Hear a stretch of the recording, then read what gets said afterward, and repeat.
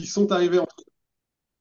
On va enregistrer ce rendez-vous ensemble. Aujourd'hui, nous serons quatre animateurs de cette conversation entre amis, on va l'appeler comme ça, pour vous présenter les formations Twiza avec le nouveau pôle de formation Twiza qui est arrivé. Vous avez certainement eu la nouvelle si vous êtes dans la mailing list, et j'imagine que oui, puisque vous êtes ici aujourd'hui.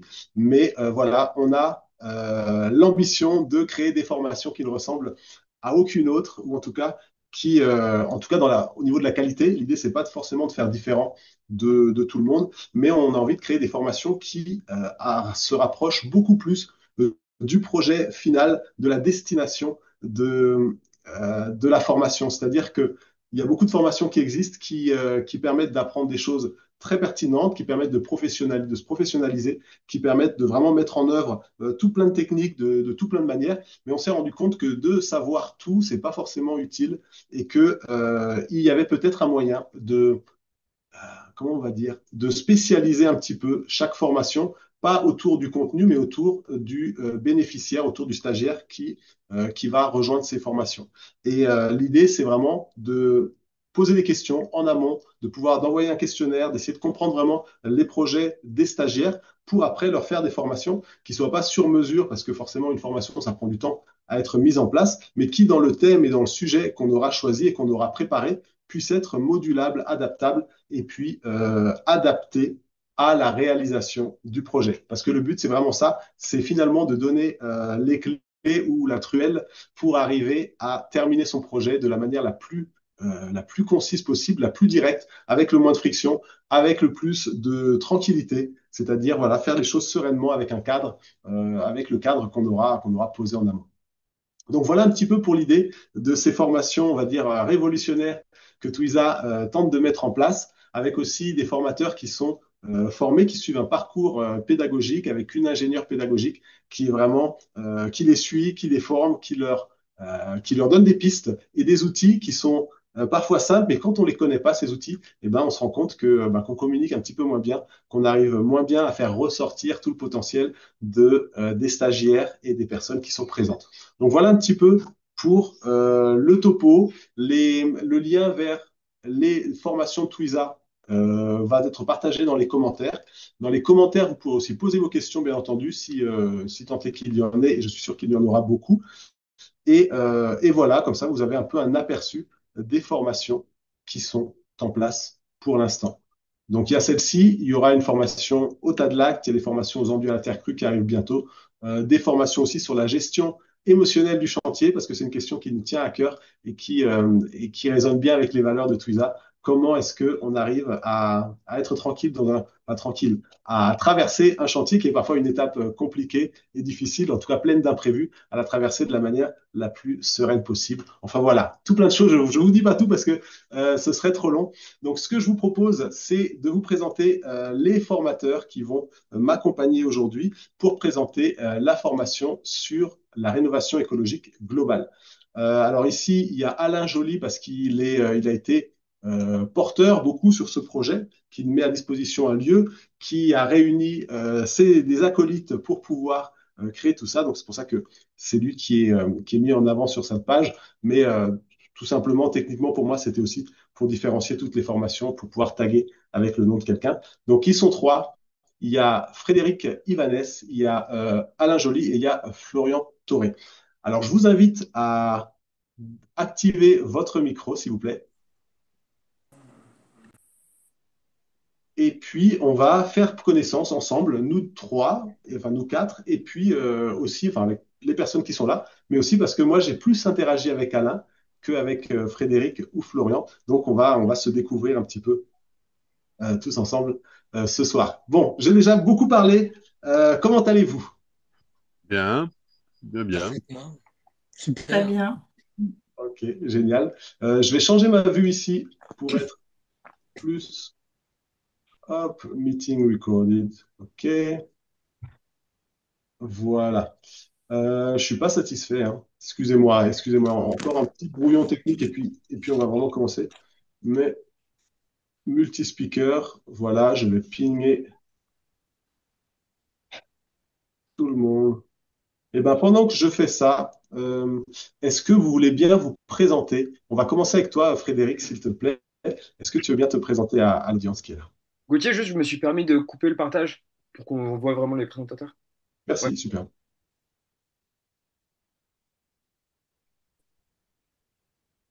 Ok. Bon, Alors, bah, vas-y. bonjour à toutes et à tous. Vous m'entendez bien? Oui? Alors, c'est un petit exercice hein, pour moi de me présenter à chaque fois. Je suis architecte, architecte urbaniste même au départ parce que j'ai fait mes études d'architecture à Paris. Je suis diplômée depuis 25 ans. J'ai commencé par faire de l'urbanisme.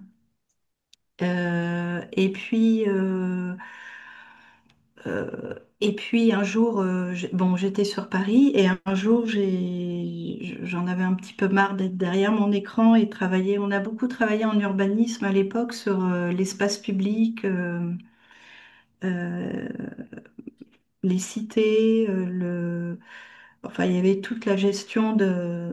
Bon, c'est un petit peu loin maintenant. Et du coup, on est parti à Mayotte avec mon compagnon de l'époque et on est arrivé là-bas avec, moi j'avais vraiment l'intention déjà de travailler sur de l'architecture de terre, de bambou. Et en fait, quand je suis arrivée dans une agence où il manquait une urbaniste et il y avait un projet de jardin à faire. Donc, j'ai pas pu tout de suite faire de l'architecture. J'ai commencé par faire des projets d'urbanisme et notamment ce projet de paysage à, à Mayotte. Donc, j'ai pas mal étudié la botanique. À l'époque, on n'avait pas vraiment Internet. Enfin, il fallait un peu se débrouiller tout seul. Et ça a été passionnant, en fait. Ça m'a vraiment appris beaucoup de choses. J'ai travaillé sur l'espace public là-bas, alors que c'est une notion qui n'est pas du tout courante pour les musulmans, puisque bon, enfin, il y aurait tellement de choses à raconter. Et ce qui m'a passionné aussi là-bas, c'était toute la question du climat, de la forme urbaine et la relation, comment ça vient se tisser entre le climat, l'économie aussi, et une forme urbaine. Euh, voilà. Et puis, quand je suis rentrée à Paris, j'ai travaillé un petit peu pour des agences d'urbanisme et de paysage encore, en travaillant beaucoup sur la maîtrise d'œuvre, la maîtrise d'œuvre paysagère. Donc, oui, ce que j'ai pas expliqué, c'est qu'à partir du moment où j'étais à Mayotte, j'ai fait de la maîtrise d'œuvre, c'est-à-dire j'ai fait de la conception jusqu'à la réception du projet. Ok. Et toi, Et, dans cette formation, et en fait, pardon? excuse-moi, pardon, Oui, dans cette formation, du coup, sur quel pôle est-ce que tu vas te pencher et qu'est-ce que tu vas apporter à la formation en tant que tel, d'accord. parmi toutes les Pardon. choses que tu as déjà pu faire? Ok. C'est juste pour dire que depuis que je suis rentrée en France, j'ai commencé à travailler sur de la rénovation de bâtis anciens et assez vite, je me suis spécialisée en rénovation écologique. Donc, je me suis beaucoup formée et dans cette formation, en fait, moi, ce qui m'intéresse de vous apporter, c'est comment, alors c'est pas de la conception d'un bâtiment neuf, mais c'est quand même comment on va comprendre le bâti ancien pour pouvoir mettre le bon produit au bon endroit, savoir comment se comporte un mur ancien, quelles sont les stratégies d'isolation adoptées, et en même temps d'avoir une vue globale de son site, d'avoir une compréhension en fait de son projet, un petit peu dans à la fois par rapport au terrain, j'ai fait un peu de permaculture aussi, par rapport au terrain, la gestion des eaux pluviales, l'isolation, l'aménagement même. Des fois, c'est l'occasion de changer une petite chose dans son habitat pour apporter plus de chaleur en hiver, plus de fraîcheur en été. Donc il y a toutes ces stratégies-là à la fois spatiales, d'usage,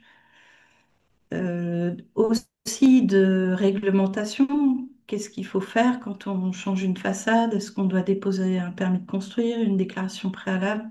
Enfin bon, voilà, un petit peu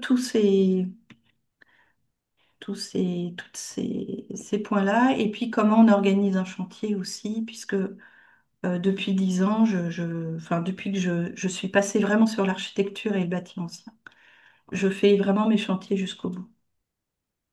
Ok, ok. Voilà. Eh ben, Bon, merci pour cette présentation. Et je pense que là, on commence à mettre le merci. doigt. On n'a pas encore parlé vraiment de la présentation, de la formation en tant que telle, mais vous allez comprendre que l'idée, c'est vraiment de répondre à toutes ces questions qu'on peut se poser, de pouvoir, surtout sur la notion du choix, tu disais, le choix des matériaux, le choix de l'orientation, comment utiliser les atouts, en tout cas les connaissances en bioclimatisme pour Oui, optimiser un petit peu les coûts en énergie. Et tous ces points-là qui finalement, quand on commence quelque chose, on se rend vite compte qu'on a une multitude de possibilités et que toutes ne sont pas forcément adaptées.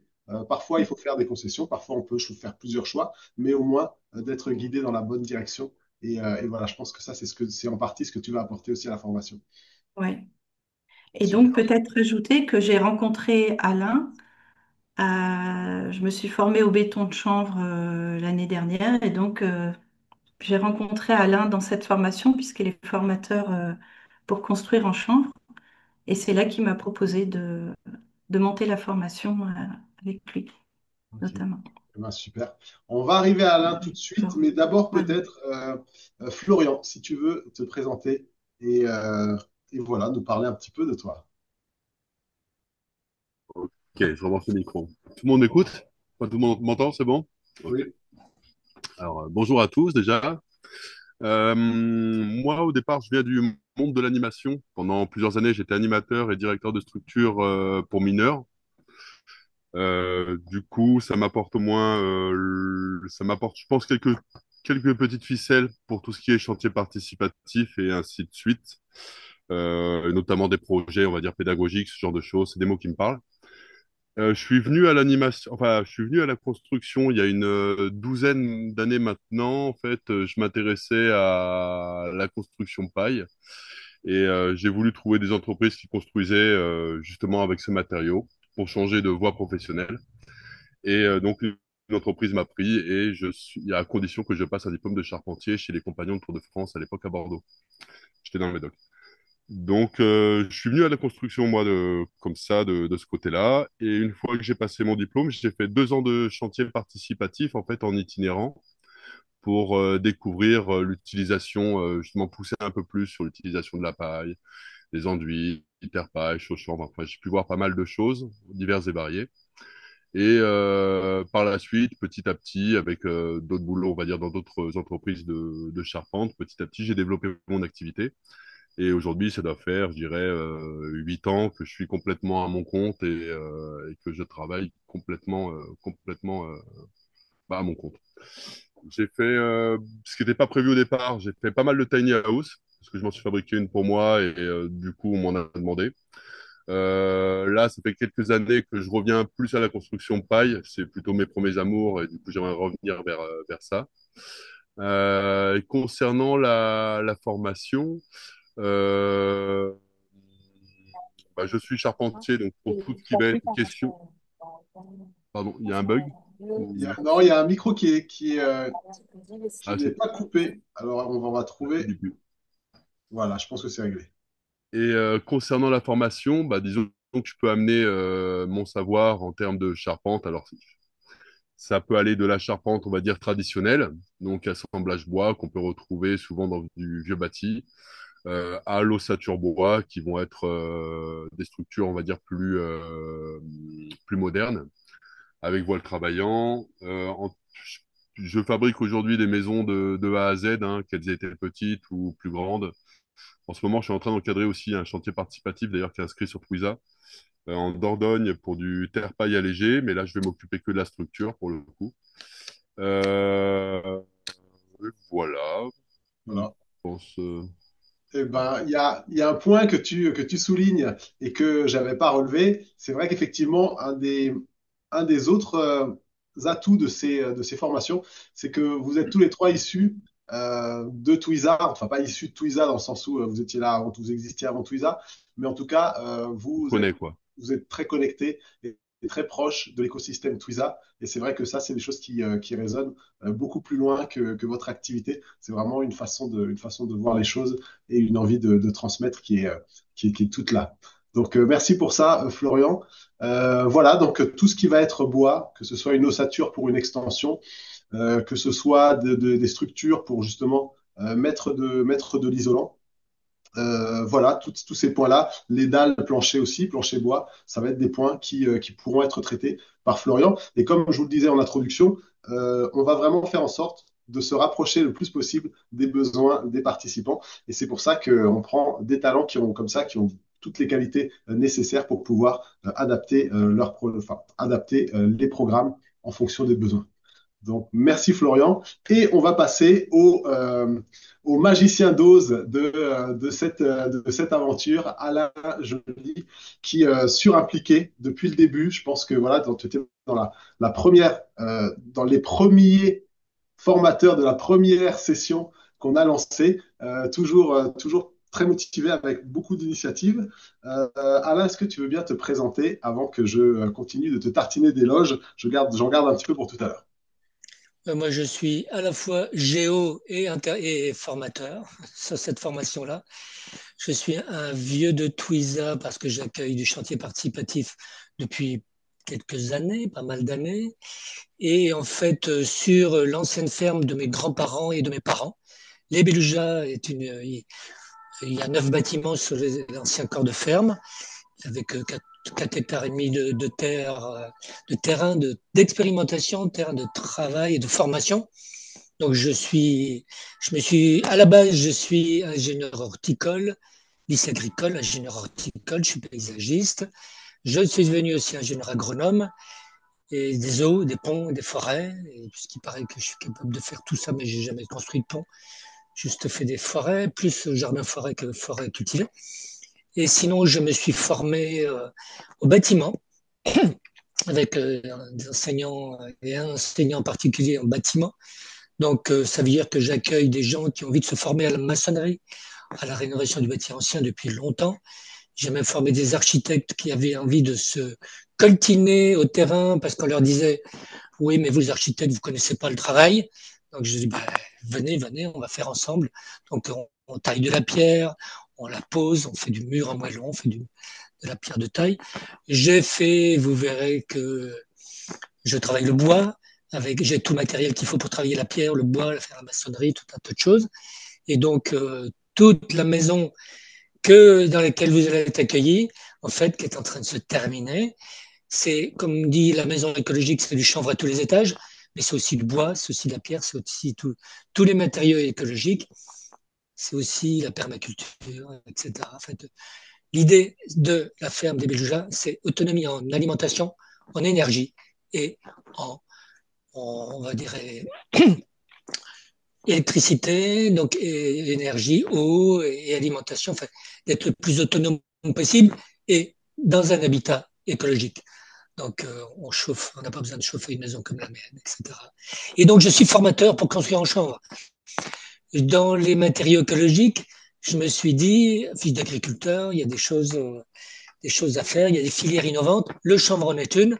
Je ne fume pas du tout. C'est le chanvre bâtiment. Et même si pendant les pauses, vous avez le droit de fumer, vous ne trouverez pas de chanvre à la maison, à part la chaîne vote. Et donc, je suis formateur accrédité pour construire en chanvre. En Nouvelle-Aquitaine, on est 4, on est 12 en France. Et donc, j'anime des sessions de formation liées quand on veut former des architectes, comme Frédéric, quand on veut former des maîtres d'œuvre et des maçons et leurs ouvriers. Voilà, après, je vous dis que je serai le géo, ça veut dire que je serai partout, mais pas pour toutes les formations. Vous me verrez en introduction, vous me verrez pour faire une entrée en matière, quand on parlera des matières qu'on peut utiliser des bâtis anciens. Et vous me verrez pour le chanvre. Et puis l'avantage aussi que je sois là partout, c'est que au fur et à mesure de la formation, vous allez compléter le dossier avec lequel vous allez arriver. Notre objectif, c'est que vous partiez avec toutes les clés, tous les éléments, avec les décisions que vous avez prises et avec le savoir décider, le savoir-faire minimum pour vous dire, voilà, sur mon projet, voilà ce que je ferai, et voilà ce qui nécessitera un accompagnement ou pas. Mais donc, on va vous autonomiser pour votre autoconstruction. Voilà. Ouais. Eh ben, top, top. C'est vraiment ça la promesse.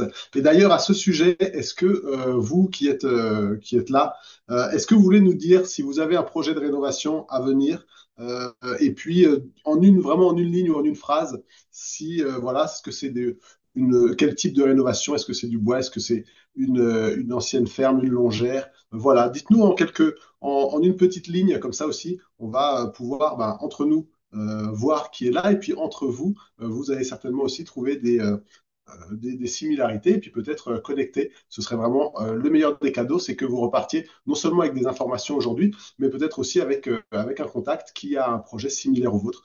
Et ça, ce serait vraiment une réussite. Alors, par où est-ce qu'on va continuer? On pourra parler de la formation dans une seconde. Je voulais juste que tu me dises encore un mot sur le lieu, Alain, parce que c'est vrai qu'il y a une question de cadre ici qui est assez exceptionnelle. Et puis voilà, je ne vais pas en dire plus. Comment tu présenterais le lieu? Je vais voir si je peux faire un partage d'écran avec Oui, tu peux voilà. partager la vue aérienne que je t'ai envoyée si tu veux. Ouais, Comme ça, je pourrais commenter un peu. c'est celle Beluga. Alors attends, tu sais quoi? Je vais Parce que moi, j'ai les photos ici, je vais les passer et puis tu pourras faire un commentaire Comme tu rapide veux. parce que je les ai Je pas te laisse choisir. prévus. Prévus, Et il y a visiblement. aussi, si vous allez sur le chantier, vous allez aussi trouver des photos sur tout l'historique, toutes mes actualités sur Twiza, quand j'ai le temps d'en mettre. Donc là, vous êtes dans la cour sud de la ferme. Vous avez devant vous le verger de variétés anciennes de fruitiers et la truffière au-dessus, un bois à droite, un bois à gauche. Celui de gauche est destiné à être un jardin-forêt. Ici, vous avez Twiza. Vous avez une journée, on fait des rencontres Twiza à la maison, donc vous êtes dans la cour sud.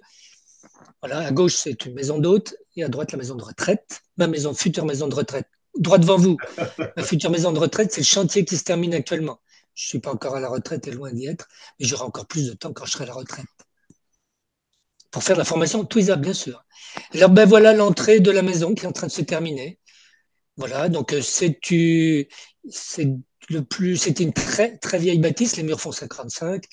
Et donc, l'idée, c'était de faire du très contemporain dans du très ancien. Voilà, donc tous les murs extérieurs sont en béton de chambre.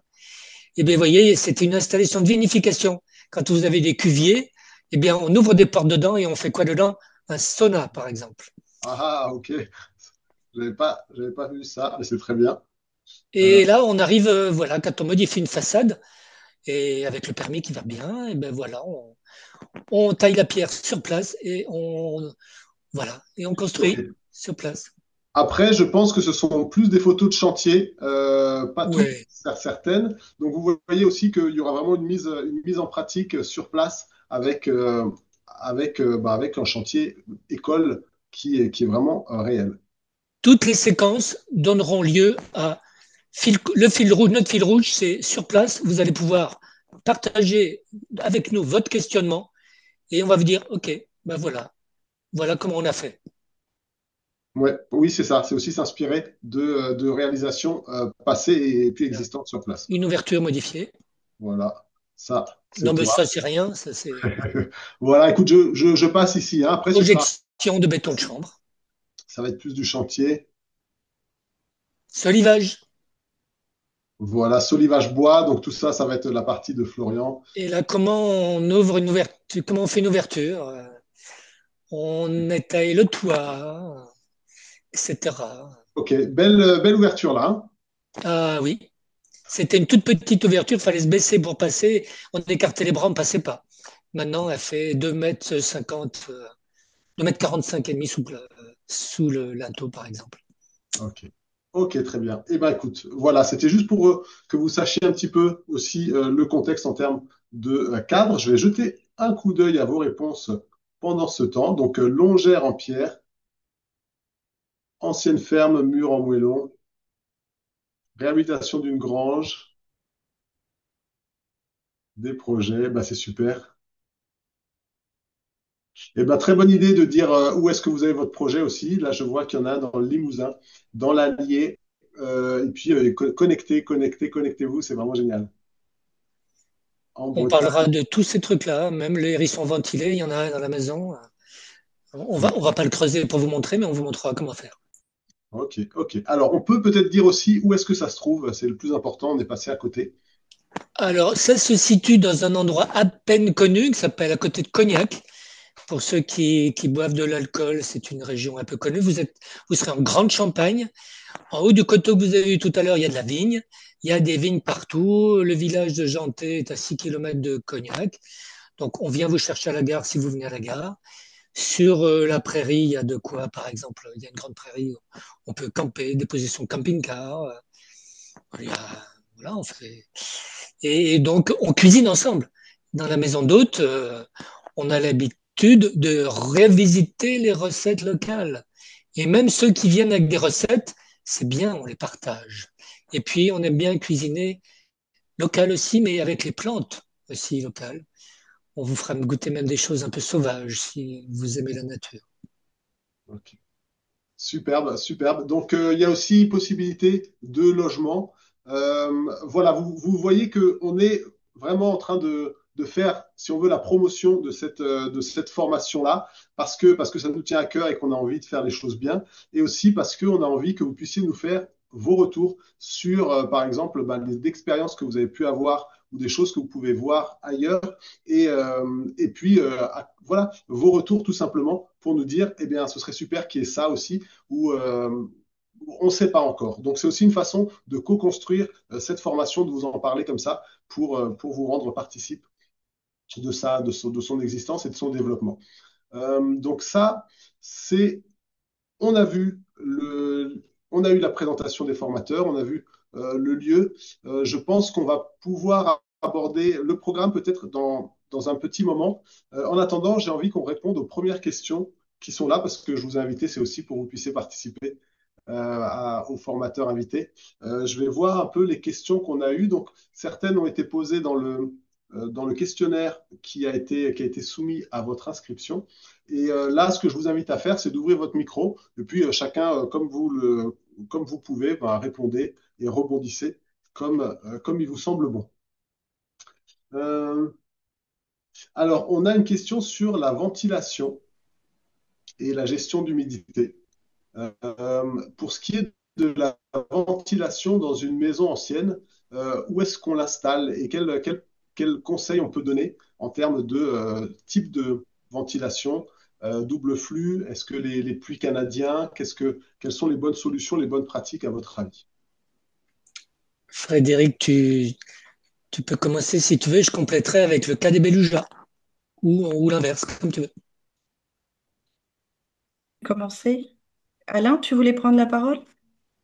Non, non, Non. vas-y, commence et je compléterai avec le cas des Beluga. Ok. J'ai dû changer de place. Excusez-moi, j'avais pas de, de Pardon, je prise. te prends peut-être au dépourvu. C'est vrai que pendant un temps, tu étais hors ligne. Alors, la question de l'humidité, c'est une des questions centrales dans le bâti ancien, parce qu'effectivement, un bâti ancien a les pieds dans l'eau, donc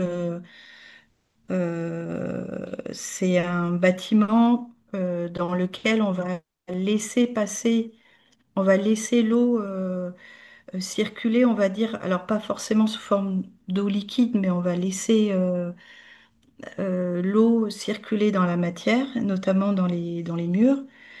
Et donc, la question de la ventilation, c'est une grande question en fait. Ça dépend beaucoup de... C'est vrai que c'est compliqué de faire des généralités. A priori, à chaque fois que j'ai parlé de double flux, ou que j'ai pu poser la question de la double flux dans du bâti ancien, on m'a toujours répondu que c'était pas adapté au bâti ancien.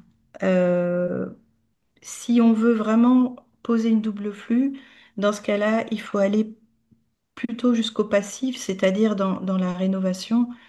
On va aller chercher vraiment des performances assez poussées d'étanchéité à l'air, donc avec des enduits par exemple, avec du triple vitrage, avec... Mais dans la plupart des cas, cet effort-là, on ne le fait pas. Et donc une double flux, euh, ça peut être discutable. souvent une simple flue peut suffire pour assainir les pièces humides. Et souvent, oui, par rapport à double flux, la problématique, c'est aussi de faire passer les tuyaux, enfin pas les tuyauteries, mais les gaines de ventilation qui sont souvent perpendiculaires au sens de solivage du bâtiment, des planchers. Donc, euh,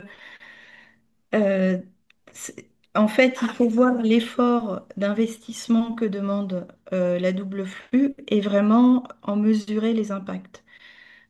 Ensuite, il y a aussi des systèmes donc, plus simples de simple flux qui sont à poser plutôt dans les pièces humides et qui vont servir à extraire de l'air humide, uniquement des pièces humides, mais avec une gestion d'entrée d'air au niveau des menuiseries des pièces sèches. Euh, on parle aussi de ventilation naturelle, voire naturellement, enfin de ventilation naturelle mécaniquement assistée. Donc, on va aussi vers des systèmes alors, qui sont quand même très intéressants, mais qui vont utiliser plutôt les phénomènes de tirage thermique. Et après, il y a la ventilation aussi. Disons que le principal, ce serait de s'assurer d'avoir aussi des espaces traversants pour avoir une ventilation naturelle possible. Et tout ça, ça dépend de l'usage du bâtiment. Eh Et bien, le cas pourquoi? des Beluga, on est exactement dans ce cas-là. Comme vous avez un bâtiment, j'ai l'habitude de dire avec tous les bétons de chanvre sur les murs extérieurs, vous avez un bâtiment que vous chauffez très peu, il fait vite 17 dans la maison, on a l'impression qu'il fait 19 en hiver, avec un poêle à granulés. En été, c'est climatisé naturellement. On gère l'humidité qui est dans les murs, avec la triple porosité qu'on a avec les bétons de chanvre. En fait, on utilise l'eau pour rafraîchir ou pour chauffer la maison. Mhm. C'est hyper intéressant pour ça, le béton Oui. de chanvre. Et donc, la ventilation naturelle, vous avez vu l'entrée de la maison, c'est le passage traversant, une simple flux dans les pièces humides, plus une ventilation traversante depuis le passage que nous avons. Il faut ventiler, si besoin, les menuiseries. Et puis, voilà, vous avez un bâti ancien qui est très économe en énergie et en ventilation.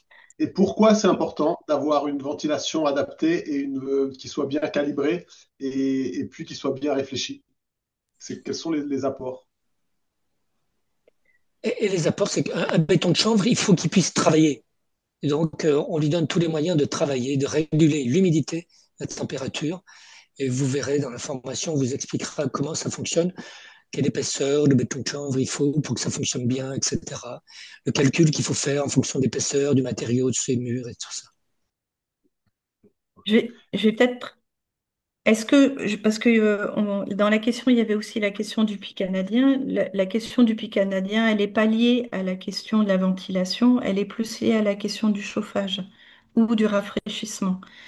Mais c'est vrai que quand on utilise du béton de chanvre, quand on a des fibres dans les enduits des murs et qu'on a suffisamment de fibres, en fait, on a la régulation de l'humidité. Enfin, comment dire, la question du chauffage change complètement en fait. Comme disait Alain, l'été, le fait qu'il y ait une évaporation de l'eau du matériau depuis les fibres, de l'humidité stockée pendant l'hiver, on va créer de la fraîcheur.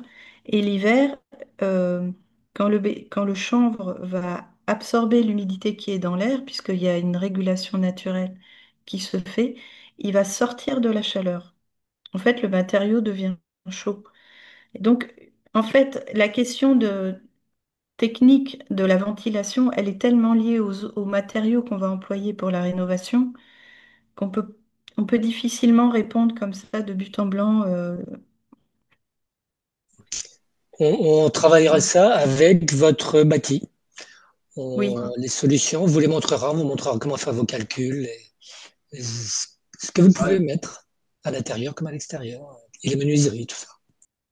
Et certainement qu'une bonne ventilation, bah déjà pour la santé, c'est quand même c'est important pour tout ce que va être l'air intérieur, peut-être le radon dans certaines régions qui en ont. Oui. Puis l'idée de bien calibrer sa ventilation pour optimiser sa facture aussi énergétique à la fin du mois, non? Il y Dans a une aussi. maison comme les Beluga, il suffit d'ouvrir 10 minutes le matin Et puis, on a renouvelé l'air. Il n'y a pas de COV avec les bétons de chambre et tout. Donc, on est complètement en habitat naturel. Et puis, il n'y a que les extractions des pièces humides qui peuvent faire un peu le rôle qu'on attend. Mais il y a des endroits où j'étais même pas obligé d'en mettre, mais je préfère. Mm. C'est une sécurité. Ok, ok. Bah, on a mis le doigt là sur le chanvre et dans l'audience, dans les participants aujourd'hui, est-ce que vous pouvez appuyer sur une petite réaction? Alors, je sais pas qu'est-ce qu'il y a ici, un pouce ou n'importe quoi. Si vous comptez introduire du chanvre dans votre projet de rénovation, pour qu'on ait un petit peu une idée. Donc, cliquez sur n'importe quelle réaction là en bas pour qu'on voit un peu. Oui, alors il y en a quelques-uns quand même. Il y en a, je pense, qui cherchent où se trouve le bouton. Ce que je comprends tout à fait, je compatis. C'est pareil pour moi. Voilà, bah, c'est vrai que donc vous êtes quelques-uns. Dans Euh, les entrées en matière, on vous montrera pas que la chaux avec le chanvre, hein. On veut travailler la terre, vous verrez, on fait des enduits terre aussi à la maison. ok. Mais, et puis Frédéric, elle connaît aussi Terre-Paille. Eh Et ben, Florian, peut-être, je sais pas. oui. Alors, je vais une dernière question. Enfin, en tout cas, une question sur le Chauchamp, sur la dalle Chauchamp. Après, on va passer peut-être à une question pour Florian sur isoler phoniquement un plancher bois. Mais sur un hérisson ventilé avec dalle chaud-chambre plus plancher chauffant, on nous demandait est-ce que c'est cohérent de faire ce genre de complexe de sol? Le plancher chauffant ne sert à rien dans un cas comme ça. Absolument à rien. C'est une dépense inutile. Voilà ce que j'en dis. Très, très intéressant. On peut marcher pieds nus sur mon sol, on n'a pas froid aux pieds en hiver. Ok. Et le chaud-chambre sur hérisson ventilé, est-ce qu'il y a des cas où ça peut être déconseillé? Il y a des cas où je ne vous inviterai surtout pas à le faire.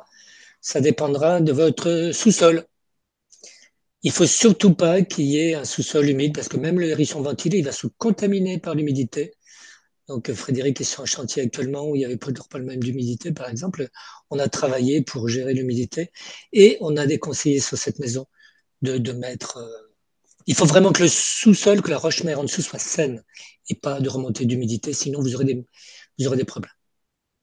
Ok, très bien, Et, super important. et comment on sait si c'est ça en dessous? Ah, ben on sonde. On sonde. Là, j'ai quelqu'un qui voulait faire ça là, sur un chantier que Cédric m'a envoyé, qui est sur l'île de Ré. Donc, je vais faire un sondage. Et il faut savoir quelle humidité on a toutes les saisons hein, pour pouvoir gérer ça. Mm. Et puis on voit hein, souvent, il y a les premiers signes, c'est des signes visuels. On regarde les murs. On le voit tout de suite à la base de ces murs. Ok, Jusqu'où alors, remonte l'humidité. Plus il y avait l'humidité en dessous, plus elle est remontée dans les murs. Parce que les vieux murs étaient bâtis en moellon souvent, pierre de champ et moellon, et avec de la terre. Donc l'humidité remonte facilement. Et on va la gérer autrement, c'est tout. alors Florian, je me tourne vers toi maintenant. T'es déjà en train de répondre aux questions dans les commentaires. Peut-être que le plus simple, c'est tu peux nous faire peut-être un petit un récapitulatif des questions que tu as vues passer dans les commentaires et auxquelles tu as répondu. Comme ça, tout le monde en profitera. Alors, du coup, pour les questions que j'ai vues, donc je vois Nelly Mercet qui dit: J'ai une question par rapport au plancher dans une maison 1850 en pierre des champs qui a été enduite en ciment, intérieur-extérieur. Est-ce qu'on part du principe qu'il va falloir étayer et changer tout le bois du solivage?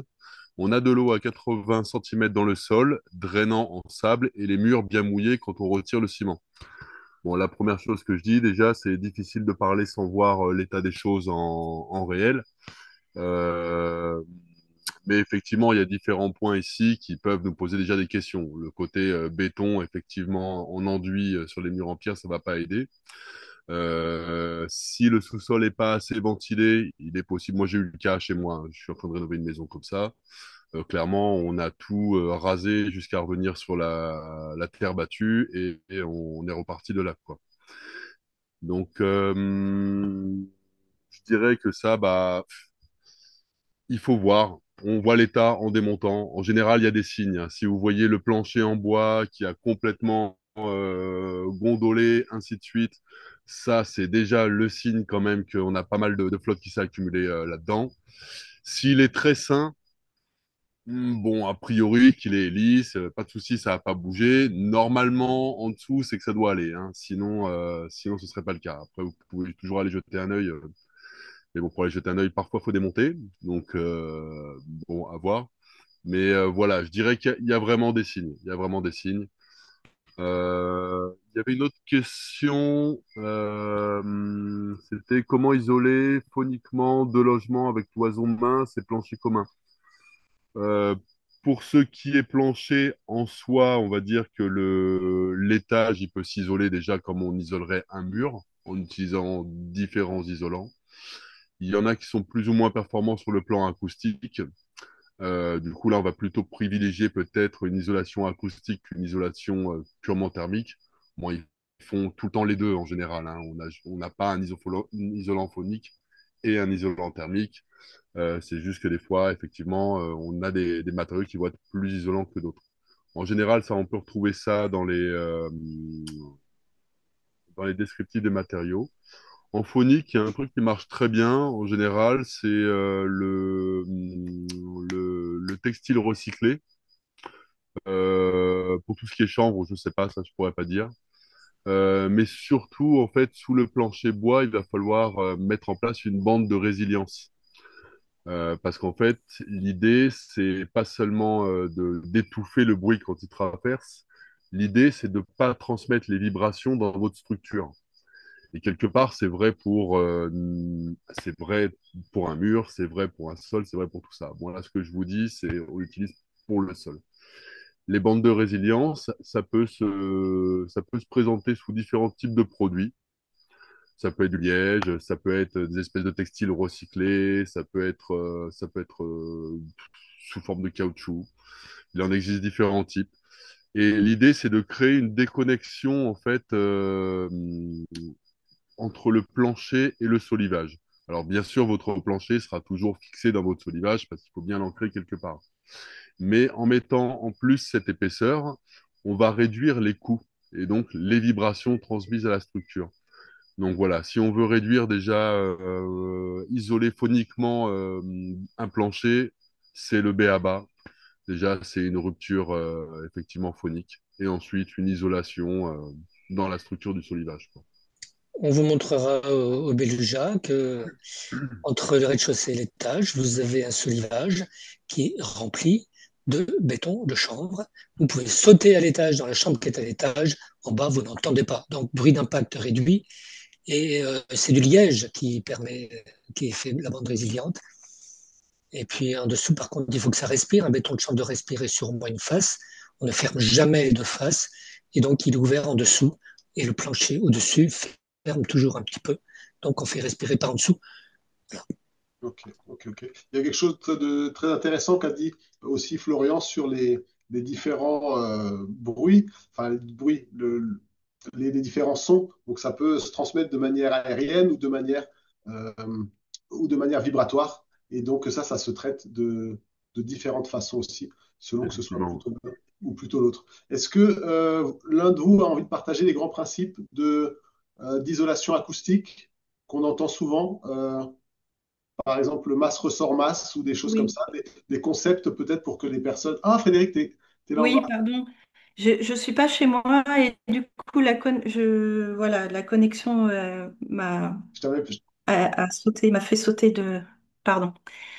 Oui, il y a des grands principes effectivement qui sont le masse ressort masse, c'est-à-dire que on va aller chercher en fait dans le complexe de sol ou le complexe de cloison euh, un matériau qui va être mou plutôt et un matériau dur. Et en fait, c'est cette alternance-là qui va faire que le son, par exemple dans le mou, ça peut être des granulés, ça peut être du sable, ça vient en fait, le son vient se disperser euh, dans le fait que le matériau n'est pas dense.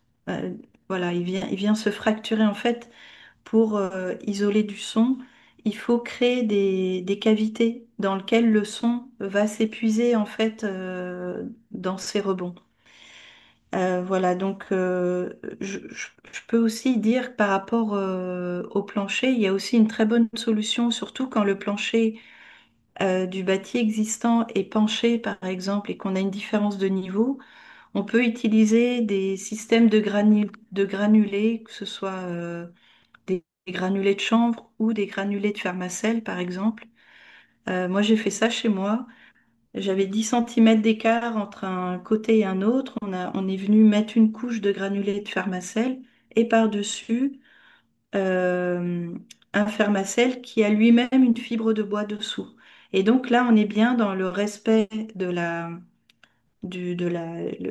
l'alternance de masse, ressort masse. Ok. Et, et bien sûr, les dalles de fermacelle ne touchent pas les murs parce qu'il faut aussi éviter que le revêtement final vienne toucher vos murs, sauf si on est sur une dalle chaude-chambre, c'est un petit peu différent. Ok. Alors là, bon, je pense ça très très rapidement sur Oui, oui, c'est un ça. moteur de recherche, mais ici on peut voir la masse, la dispersion du son dans l'isolant souple, et puis encore une masse derrière. C'est vraiment pour illustrer le propos. Voilà. Euh, je stoppe, si je stoppe le partage, je pense que vous avez tous vu.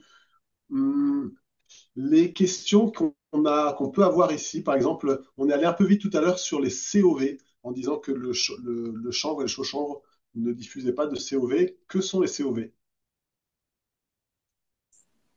Composé organique volatile. Vous utilisez une peinture que vous diluez avec du white spirit, vous avez des COV dans votre maison. Vous utilisez une peinture à l'argile, une peinture naturelle, vous utilisez des bétons et des enduits de chanvre, vous n'aurez pas de COV. Vous achetez des meubles d'une certaine marque, vous aurez du COV toute votre vie dans votre maison. Ok. On n'a pas dit la marque, mais on a Alors, compris. petit détail. Alors, les COV, il y en a dans le bois, naturellement. Donc,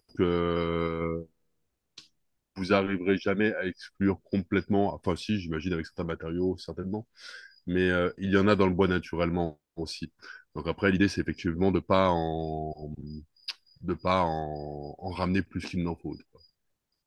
Voilà, je tiens à préciser. C'est super et je pense qu'il y a des bons et des mauvais COV. À mon sens et à ma compréhension, je pense que tout ce qui se sent, c'est-à-dire une fleur, va aussi émettre des COV d'une certaine manière. C'est juste qu'on a caractérisé ces composés dans le bâtiment comme étant les composés euh, voilà. Oh, je trouve pas le mot. Je perds le mot Ils ont qui me des vient. composants chimiques qui sont pas bons pour nous.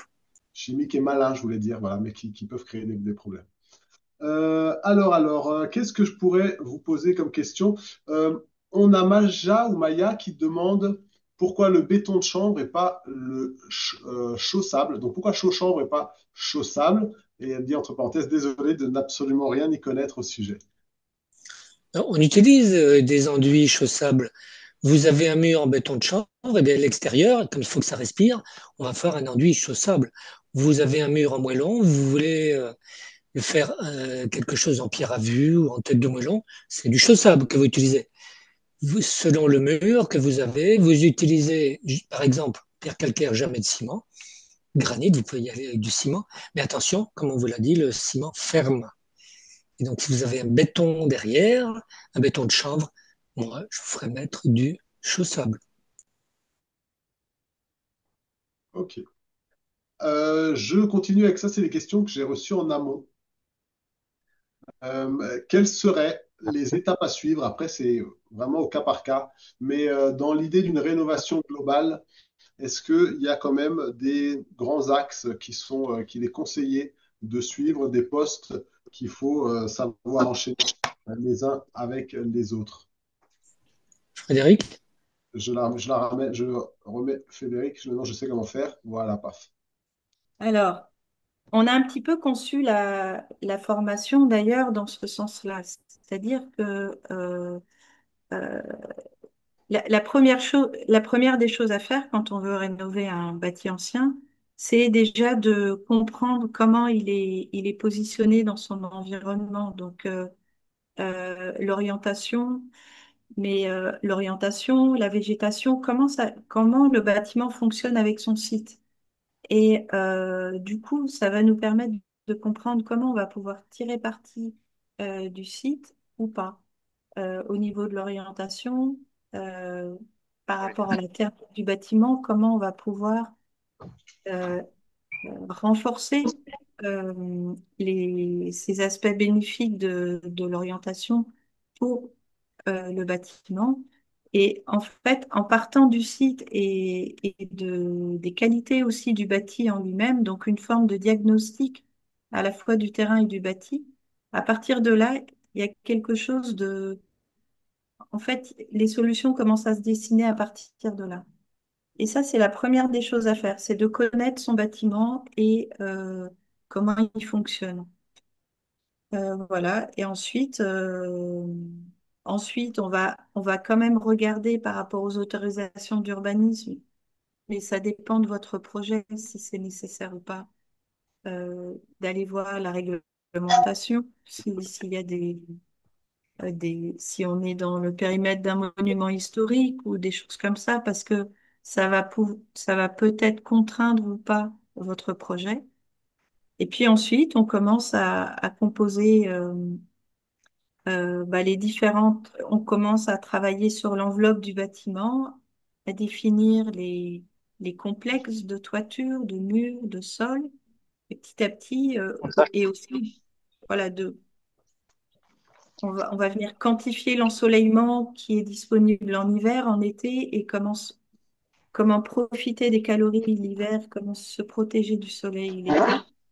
Et petit à petit, on construit comme ça sa stratégie, ce que j'appelle une stratégie thermique. Et en dernier lieu, on va éventuellement compléter cela par de la technique. Mais on va d'abord chercher à isoler au maximum ou à renforcer l'inertie au maximum avant de penser au système de chauffage. Ok, on reviendra après sur le programme, comme ça vous pourrez le commenter. Il a été aussi conçu dans l'ordre de hiérarchisation des, euh, des actions et des reprises à faire. Je voudrais avant ça m'excuser auprès de c'était Simone, je crois.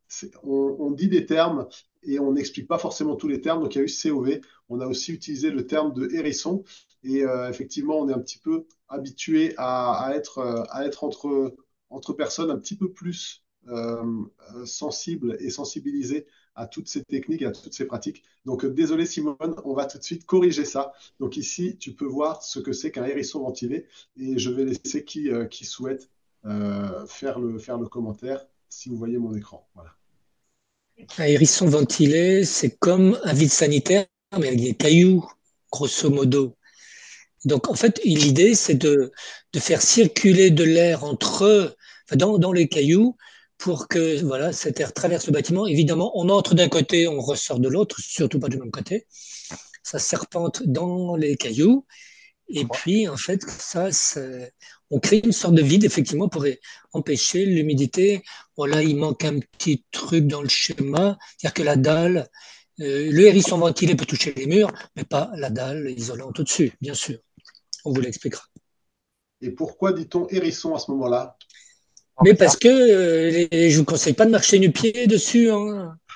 Du 20-40, ça pique. Hein. Je plaisante. Mais Non, parce que traditionnellement, on faisait un hérisson avec des pierres debout et qui faisait un peu comme d'ailleurs, j'en ai posé un avec un ami. On a posé toutes les pierres debout comme ça.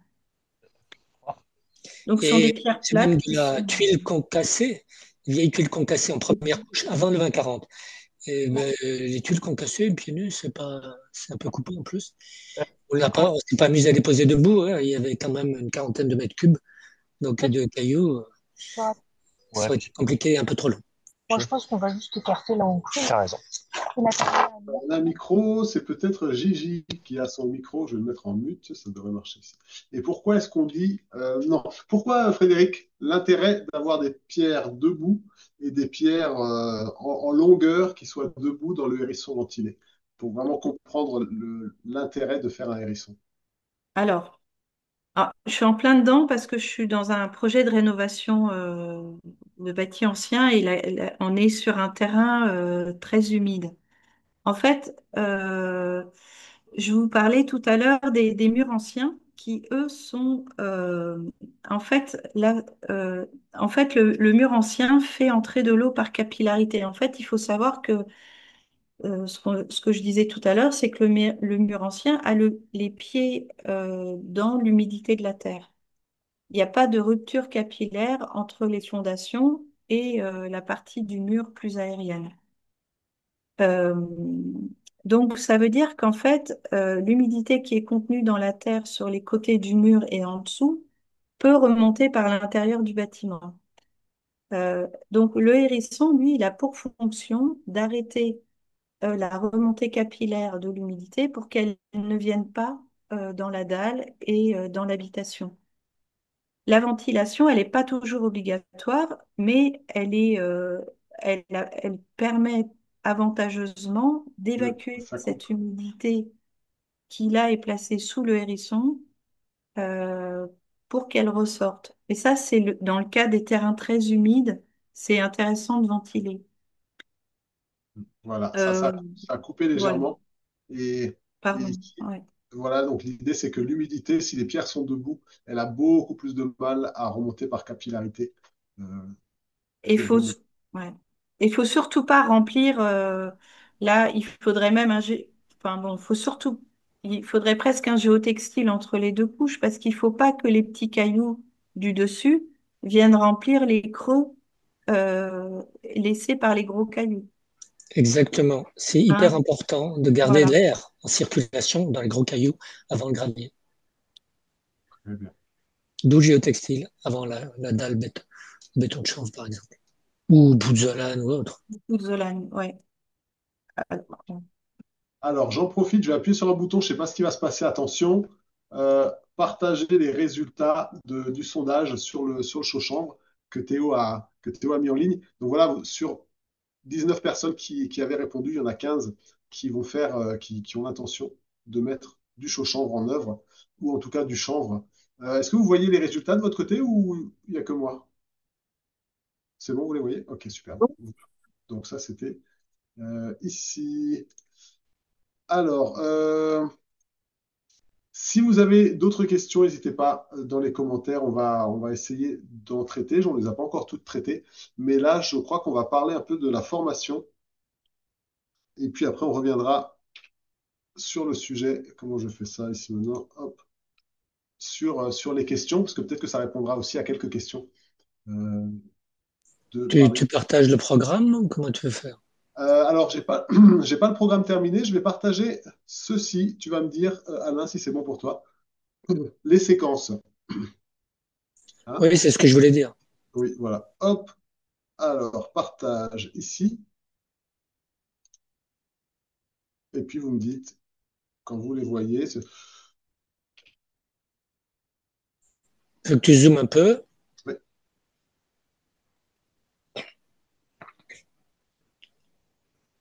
ouais, On voit pas toutes les sessions encore, les séquences, mais on est pas mal. ok. Tu veux que je le commente? Oui, volontiers, volontiers. Là, normalement, vous devriez les voir jusqu'à la 15 ou bien pas du tout. Et il y en a 16 encore. Il y a la 16, ok, bah, c'est moi qui ne l'ai pas, c'est moi qui ne Ouais, l'ai pas collé il ici. manque une séquence.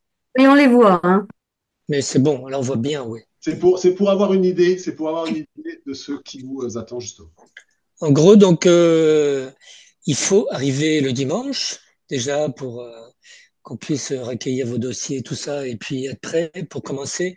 On a 3 heures le matin, 3 heures l'après-midi. Et donc, la première séquence, pendant 1 heure et demie, on va faire connaissance. On va faire connaissance avec vous, avec nous et avec vos projets surtout. Et après, on va commencer. Frédéric va vous faire analyser le bâti, le site, et donc vous faire acquérir un minimum de base de la rénovation bioclimatique. Vous apprendrez à gérer les contraintes d'autorisation d'urbanisme. Vous parlerez du comportement hygrothermique du bâti ancien, on en a déjà un petit peu parlé. Et ensuite, le mardi, et puis sachant que quand on a fini une journée, en fait, nous, on est sur place. Et donc, on peut continuer à discuter, il y a pas de souci, on répond à toutes les questions. Surtout que chaque séquence se finit par un état des connaissances acquises. Et est-ce qu'on a répondu correctement à toutes vos questions? Sinon, on continue autant que de besoin. Et surtout, ça vous permet de compléter tous les jours votre dossier. Le mardi, on va commencer par la thermique et l'isolation. Et puis après, je vous ferai une entrée en matière. On discutera des matériaux écologiques qu'on peut utiliser dans le bâti ancien. Vous verrez, vous toucherez tout un tas de matières qu'on peut utiliser, qui sont utilisées en grande partie dans les bâtiments, vous verrez.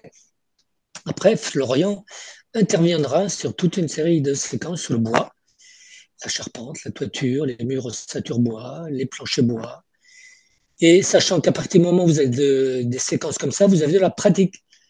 Vous avez certaines séquences qui sont plus longues parce que vous avez forcément un atelier, vous avez de la pratique, vous apprenez à gérer vous-même cette partie-là de chantier pour être capable de le faire vous-même. On peut descendre un petit peu, séquence 9, on arrive donc à l'ossature bois et après le plancher bois. Vous verrez, pareil, on vous fera faire un petit peu de plancher bois, on vous montrera comment c'est fait, les règles à respecter, tout ça. Et toutes les questions que vous devez vous poser, toutes les réponses, toutes les choses que vous n'avez jamais osé demander et que vous oserez demander avec nous. Et puis, on vous posera aussi des questions, savoir ce que vous savez. On vous apportera nos réponses. Et puis après, on travaillera sur la modification du bâti, les règles, les choses à faire, ce qu'on peut faire. Et le jeudi, on aura 2 séquences très longues, enfin, on fera un travail sur une ouverture en maçonnerie, comment modifier une ouverture. Vous avez vu un peu une image de ce qu'on est capable de faire sur place. Ben, vous verrez une ouverture qui a besoin d'être modifiée. Ben, on discutera comment réaliser ça. Et puis après, on parlera du chanvre. Et vous pourrez mettre la main dans la chaîne vote, pas dans la chaux, sauf si vous avez vos EPI.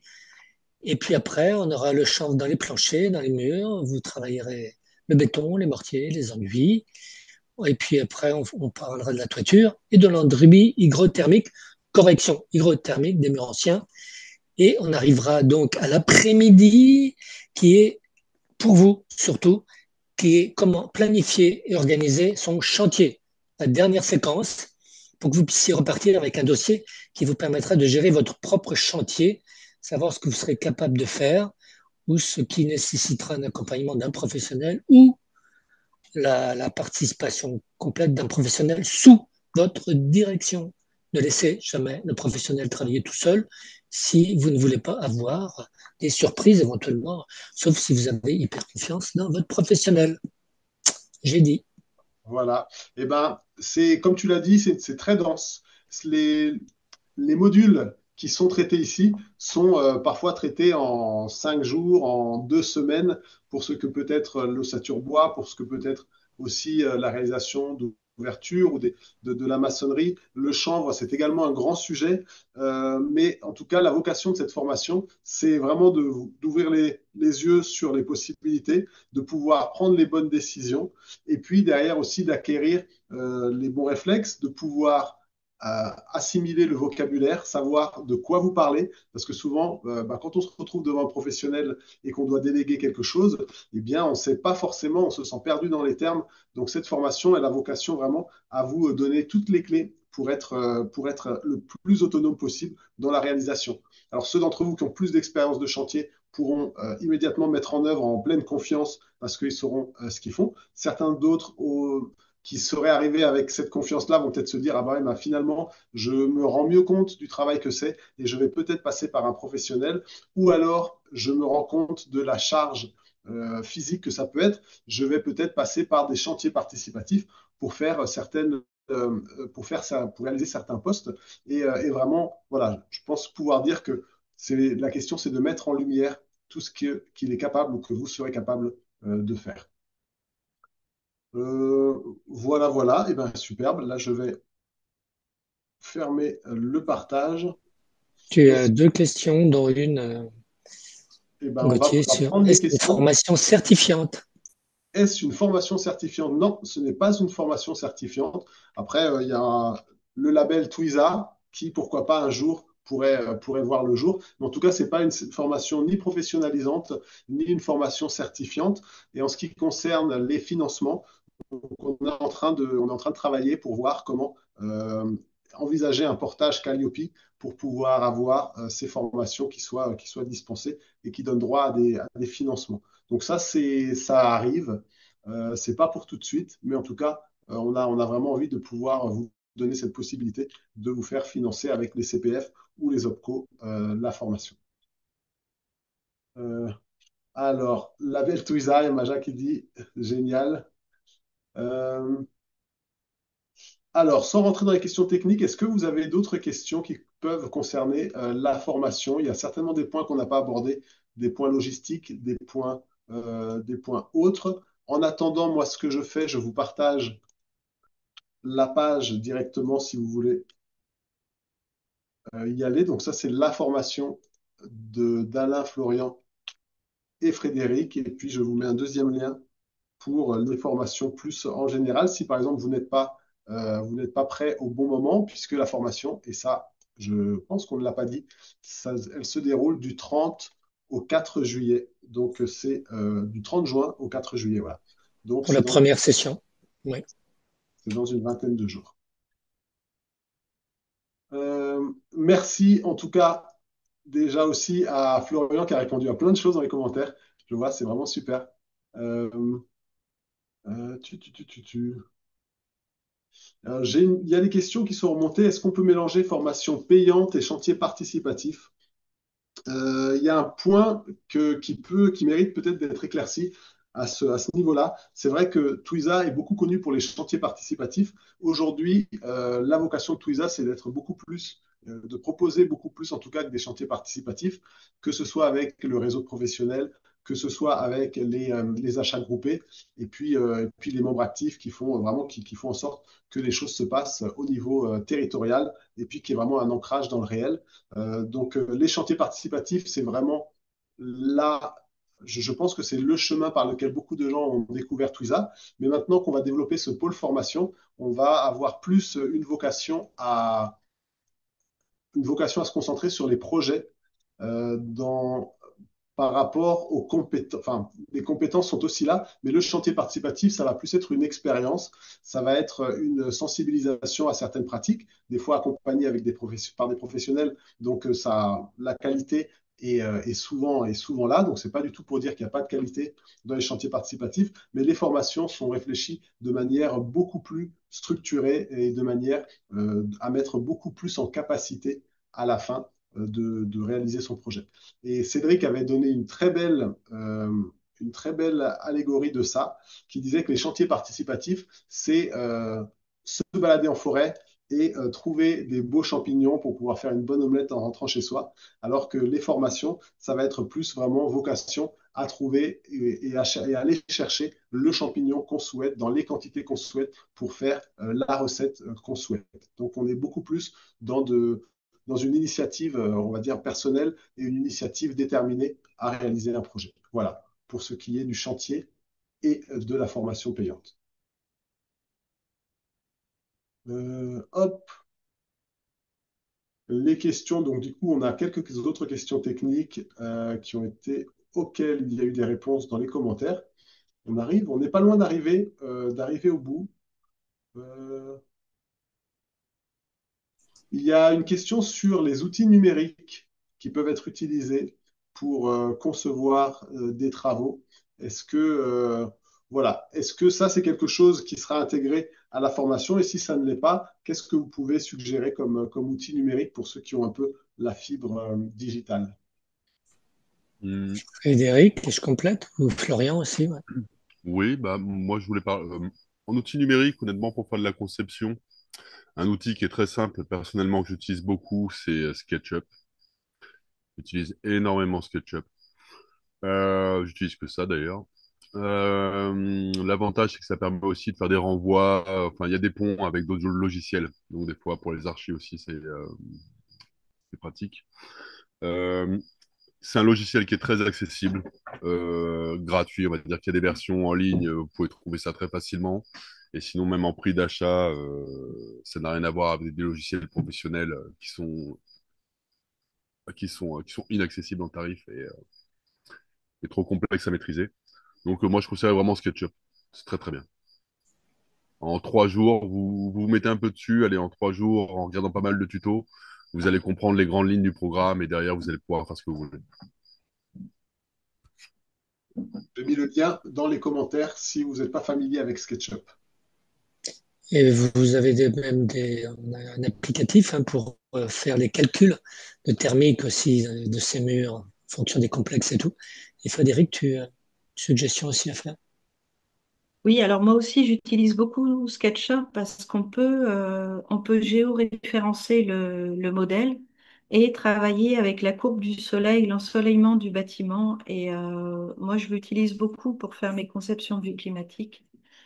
Et je suis aussi formatrice SketchUp par ailleurs dans les écoles de peintres en décor. Et c'est vrai qu'en 2 jours, on peut... Alors 2 jours, c'est un peu juste. 3 jours, c'est pas mal, mais c'est compliqué d'apprendre le logiciel et de faire la formation qu'on propose. Donc, euh, je pense que ça pourrait faire l'objet d'une formation à part entière. Comment dessiner un plan, comment faire de la 3D sur son projet. Ça, c'est vrai que ça... Mais il y a des Alors, outils aussi avec les tablettes où on peut dessiner sur des photos. Mais bon, tout ça, ça demande du temps. Euh, qui serait intéressé par une formation SketchUp dans dans l'audience? Vous êtes encore une trentaine, 28. Faites juste un petit signe comme ça, juste pour avoir une idée, si c'est quelque chose de pouvoir faire la conception. Est-ce que c'est quelque chose qui Ou vous un intéresse? sondage de Théo, c'est bien aussi, non? Oui, un sondage de J'aime bien Théo. les sondages de Théo. Tu veux me faire bosser, quoi. Eh ben ouais, il y a longtemps que t'as pas parlé. Y compris, ouais. Mm. Et pendant ce temps, un cas de figure qui revient souvent en rénovation. Donc, si on a déjà du placo, du BA13 sur les murs Ah oui. avec de la laine de verre ou pire derrière, qu'est-ce que vous recommandez de faire dans ces cas-là? Si toutefois il y a une réponse, parce que c'est vrai qu'on se rend compte que ce genre de questions demande toujours une compréhension un petit peu globale et de l'habitant et de l'habitat et du lieu et de l'envie aussi, de ce qu'on a envie que ça devienne. Mais qu'est-ce que vous répondriez à ça? Frédéric? Euh, En fait, oui, effectivement, ça dépend beaucoup de votre projet, mais clairement, ça n'a. Enfin, il faut imaginer que la paroi intérieure du mur, c'est comme une peau qui va venir échanger avec vous de l'humidité et de la chaleur. Enfin, et donc, la laine de verre, enfin, en tout cas dans le bâti ancien, moi, je l'enlèverais clairement. Le placo et la laine de verre, je ne vois pas ce que ça vient faire dans un bâti ancien. Et si vous amusez à enlever le placo avec la laine de verre qui avait été posée derrière, vous allez voir que votre mur, parfois, il ruisselle complètement. Oui, et puis les rongeurs s'amusent beaucoup enfin, c'est vraiment pas des matériaux qui sont préconisés pour le bâti ancien. Votre bâtiment doit vivre avec vous. Et Ok. surtout que dans la rénovation, ce qui est intéressant, c'est de travailler sur cette peau intérieure, justement, puisque c'est là qu'on va pouvoir, par la nature du matériau qu'on va venir mettre sur les murs, améliorer le ressenti euh, du confort thermique. Donc, le plâtre n'est pas forcément un matériau qui a... Bon, ouais, c'est un matériau qui fonctionne, mais ce n'est pas forcément le meilleur des matériaux à conserver dans le bâti ancien. Les rongeurs n'aiment pas du tout la chaîne vote parce qu'il y a de la silice. Si une souris s'attaque à de la chaîne vote, elle va mourir. Ok. Alors, c'est gay, mais c'est le cas, c'est vrai qu'elles n'y touchent pas. On a une question qui demande aussi où trouver un pro sensible à l'éco-rénovation près de chez soi. Et ben là, je vous renvoie sur Twiza. Donc, Twiza, c'est aussi un réseau de professionnels. Je vais vous mettre, je vous mettrai le lien, hop, pour les pros. Informer, me former. Trouver les professionnels. Voilà, je l'ai. Donc vous l'avez ici. Et puis voilà, euh, ça anime le réseau, ça fait vivre le réseau. Nous, c'est ça aussi qui nous fait plaisir. Donc ça, c'est un endroit où vous pourrez euh, en trouver. Hum, Quelle alternative au placo proposez-vous concernant des murs en pisé déjà enduits en plâtre? Conseillez-vous de le retirer, le plâtre? Et puis quelle alternative au placo si on devait faire un parement? Sur du Question pisé? de Pierre, oui. Du pisé ou de la pierre? J'ai pas vu le. Alors, c'est Pierre qui demande sur du pisé. Ah, non, mais sur le pisé, sur Du le pisé, pisé. bah, On moi je continue en mettrais pisé. rien. Bah oui. Et on Ou, fait un enduit terre paille ou terre ou chanvre. alors un terre, voilà, terre fibrée, mais on vient Voilà. plutôt renforcer le. C'est super d'avoir un pisé. Bah ouais, c'est super, il n'y a pas tellement besoin de rajouter quelque chose. Le placo a détruit les effets du pisé. Hmm, ok. Voilà, ben, on arrive au bout tout doucement. Je voudrais vous remercier pour votre présence et pour la réponse à toutes les réponses que vous avez apportées, Alain, Florian et Frédéric. Vous tous qui avez été avec nous aussi, merci de votre attention, d'être restés jusqu'au bout.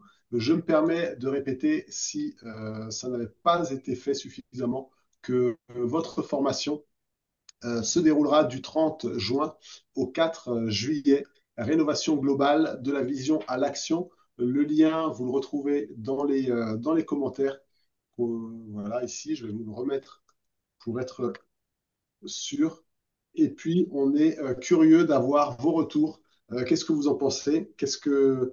Voilà, d'avoir vos retours tout simplement sur ce projet et cette dynamique. Je ne sais jamais exactement comment terminer un live, donc, donc je vais passer sous un tunnel d'ici 2 petites minutes. Ne soyez pas surpris. En tout cas, je vous remercie tous d'avoir été là. Je vais vous demander, Alain, Florian et Frédéric, de rester avec moi. J'aimerais juste vous dire un mot à la fin du live. Et puis pour les autres, euh, eh bien, une belle semaine. Ça commence. Je pense que l'été est arrivé. Donc voilà, on croise les doigts. Je vous souhaite le meilleur. Et puis on se dit à très vite et à très bientôt. Au revoir à tous. Au revoir à tous. Bonne fin de journée. Merci, Portez-vous bien. merci beaucoup. Merci à tous. Salut tout le monde. À vous, au revoir. J'espère Oui. vous voir.